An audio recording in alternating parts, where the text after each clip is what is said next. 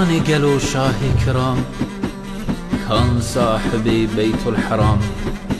اي جبرائيل لتكر سلام، كان محمد مصطفى. كان قالوا شاه عرب، كان حاكم بأزل ونسب. خوي معجزات پر عجب، كان محمد مصطفى. كان محمد مصطفى. كان قالوا شاه عزم، كان ناسخ خاج وسنم. كهف الأدب والعلم، كان محمد مصطفى. كان محمد مصطفى. كان قالوا تاج سرا، سر دفترا بيغمبرا. رجورنا يا هردرا، كان محمد مصطفى. كان محمد مصطفى. كان قالوا يار شفيع، كان خديوي قلب رقيق. كان أبو بكر صديق، كان محمد مصطفى.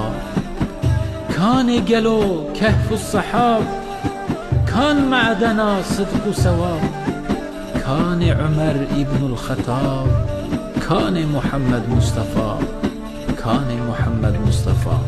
كان قالوا بحر عمان، كان جامع جملة قرآن. كان عثمان ابن العفان، كان محمد مصطفى.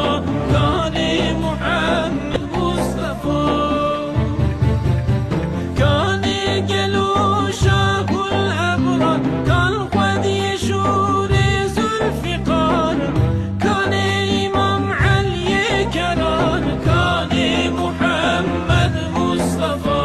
كان محمد مصطفى. بشتي كو الدنيا بوان نما، عيبك وأمسر كن غما. ناجون رياوان هردما، جعدا محمد مصطفى.